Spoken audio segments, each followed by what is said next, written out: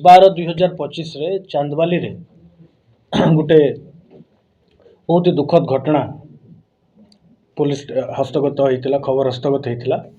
जो जनक जड़े minor child jar बयस अराउंड 10-11 वर्ष हम ताको अति निर्मम भाव रे हत्या करा जायथिबा एवं परवर्ती मुहूर्त में संदिग्ध जगार से छोट छुआर मृत शरीर ठाब करा जायथिला। यह गोटे अति जघन्य कार्य एवं स्पर्शकतार विषय होइथिबारु इमिडिएटली भद्रक एसपी एवं तांकर एंटायर टीम चांदवाली को आस्थिले एवं निजे से यही तदंतर दायित्व नहीं पारिपार्श्विक अवस्था एवं प्रथम दृष्टिया प्रामा फेसी जहाँ जना पड़ा जे से छोट झील को हत्या कराई तो तांकर झीर अभिभावक बापांकर रिपोर्ट रे गोटे हत्या मुकदमा रुजु कराइला तत्संगे संगे तांकर सेक्सुअल असल्ट रो सेक्शन पॉक्सो केस रे मध्य 6 पॉक्सो एक्ट रे मध्य से मामलाटी पंजीकृत होइथिला जहाँ से माने अभियोग रे दर्शाई थिले एफआईआर रे ताकू तदनुଯାयी आमे एई मुकदमाटी रजिस्टर करथिलु। इमिडिएटली फर्स्ट चैलेंज थिला पुलिस को से एक्यूज को आइडेंटिफाई करवा कारण अति कम समय भितरे ए घटनाटी घटी एवं जेहेतु यहाँ गोटे अति संवेदनशील और स्पर्शकातर विषय होता छोट छुआ तेणु लोक उत्तेजित थिले तो ताकू प्रथमे आईन श्रृंखला को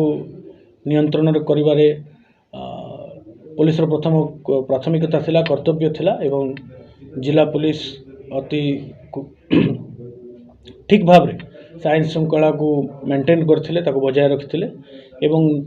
नेक्स्ट प्रायोरिटी हमर थिला क्राइम रो इन्वेस्टिगेशन कारण एटा गोटे अति सेंसिटिव क्राइम थिला ताको ठीक भाव रे ठीक ढंग रे इन्वेस्टिगेशन करवा right from the first step प्रथम स्टेप रू ही आमे अति सतर्कतार सहित ताको इन्वेस्टिगेशन करा हितला एवं गोटे विभिन्न टीम फॉर्मेशन करथिले भद्रक एसपी एवं निजे राति तमाम यही दायित्व रे थिले जेमती अति शीघ्र से एक्यूजटा आइडेंटिफाई हो एवं से इमिडिएटली अरेस्ट हो जेहेतु आई विटनेसेस डायरेक्ट आई विटनेसेस कहीं नथिले तेणु हमको टिके प्रथमे एक्यूज को आइडेंटिफाई करवाटा गोटे चैलेंज थिला but entire Bhadrak police team अति कुशलतार सहित काम कले एवं काली ही within a span of around 12 hours 12 घंटा भितर से एक्यूजटा आइडेंटिफाई भी है एवं ताकू अरेस्ट मध्य कराई एबे हमर नेक्स्ट प्राथमिकता होची बाकी जो सब प्रोसीजर्स अच्छी ताकू फॉलो करिबा आपण माने जानिथिबे जे taking into consideration the sensitivity of the case गोटे टीम ऑफ डॉक्टर्स को लिखा है ताकू बॉडी रो पोस्टमार्टम करिया पई जो इंपोर्टेंट फिजिकल एविडेंसेस अच्छी जोटा आगामी दिन रे यही अपराध को सिद्ध करने पे हमको साहाय्य करिवो बा क्राइम को प्रूफ करने पे एविडेंस हिसाब रे बलिष्ठ प्रमाण हिसाब रे हमको सहयोग करिवो ताकू कलेक्शन करवा हम गोटे इंपोर्टेंट एस्पेक्ट अच्छी तेणु साइंटिफिक टीम मध्य मोबिलाइज कराई एवं आमर ऑफिसर्स सीनियर ऑफिसर्स निजे मौजूद अछंती पोस्टमार्टम रे आमे मेडिकल ऑफिसर्स को सहित भी पुंखानुपुंख भाव में एसपी से निजे सहित विचार विमर्श करिसेंती जे इंपोर्टेंट क्लूज जमती आमे पाऊ एवं से एविडेंस आधार रे ही आमे आगामी दिन रे ई केस रो इन्वेस्टिगेशन आगु बढ़ेबू एवं ताकू लॉजिकल कंक्लूजन पर्यंत न वर्तमान सुधा मु पुनर्बार कहूँ एम्फासिस करी वर्तमान सुधा केवल जड़े एक्यूज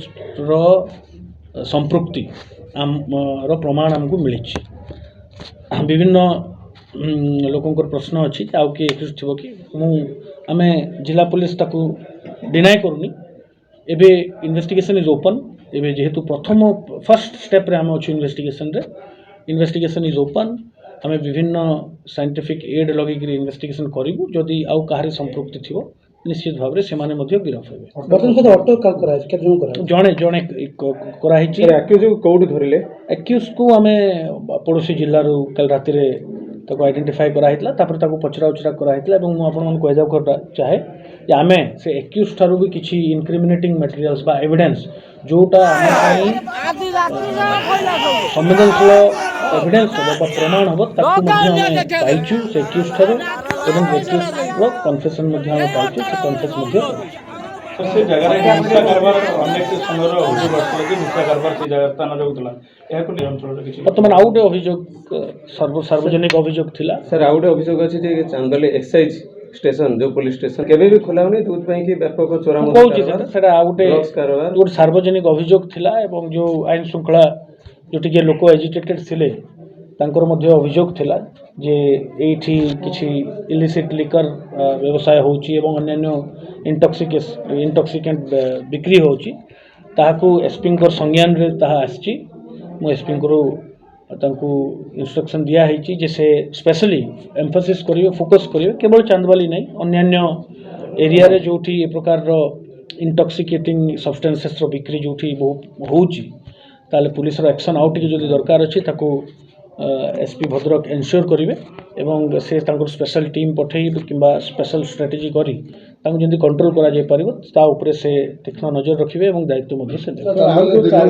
रोड साइड रे खाली रहै जोटा कि पूर्ण होई पाउन आपण जानिथिबे एसडीपीओ ऑलरेडी चांदवाली एसडीपीओ रो पोस्टिंग हे जाई छी। चंदल तमाम शहर रे जो वर्तमान जो टायर फायर जाली की जो अवरोध करथिले वर्तमान सर स्थिति केमतिया चांदवाली वर्तमान आपण निजे देखुथिबे जे पुलिस रो प्रचेष्टा रे जेहेतु पुलिस विदिन 12 आवर्स 12 घंटा भितर से 21 को आइडेंटिफाई करी ताको अरेस्ट करिछि एवं इन्वेस्टिगेशन रे मध्ये आमे ठोस बलिष्ठ प्रमाण मिलिछि हमकु सेत पई एबे शांति श्रृंखला सहित सिचुएशन इज अंडर कंट्रोल आमे ताको नजर रखिछु। आमे अपील करूछु आपण मानक माध्यम रु चांदवाली रो समस्त जनसाधारण को दया करी एजिटेट होंतु नहीं पुलिस को काम करबाको दियंतु। हाँ लोक मानकर तो प्रथम दाबी कालीटू थिला जे दोषी से गिरफ हवा दरकार आईनगत कार्यानुष्ठान अगेंस्ट दरकार तेणु आमर पुलिस तरफ तत्परता प्रकाश करके आम गिरफ करूँ जेहेतु बाहर गिरफ करूँ एक्यूज आसूची बर्तमान ता एगेंस्ट आम जहाँ एक्शन नवा कथा आम लीगाली नवा ता सहित एठी लोकंर किसी डिमांड थिला जो डेड बॉडी वाला किसी लोक रही सामने रही किसी डिमांड करते आखपाखे किसी निशा द्रव्य माने इलिगाली बिक्री होची तेणु सेगुड़ा हटेवाई तेणु पुलिस तो करुच्ची निश्चय कहि मु लोक कथा को भी सम्मान जनईकि कहली आज यहाँ बंद रही जो साइड रे किसी दुकान इलिगाली कर निशा द्रव्य बिक्री होची सेगुड़ा तहसीलदार अच्छा मु कलेक्टर साथ कथा एगुड़ा सब भांगार बंदोबस्त आम करूँ ता सहित ये पेट्रोलिंग 24 घंटा रही फोर्स भी गोटे प्लाटून कैंप करूँगी सो दैट आखपाख एरिया कौन प्रकार फर्दर क्राइम हम ना।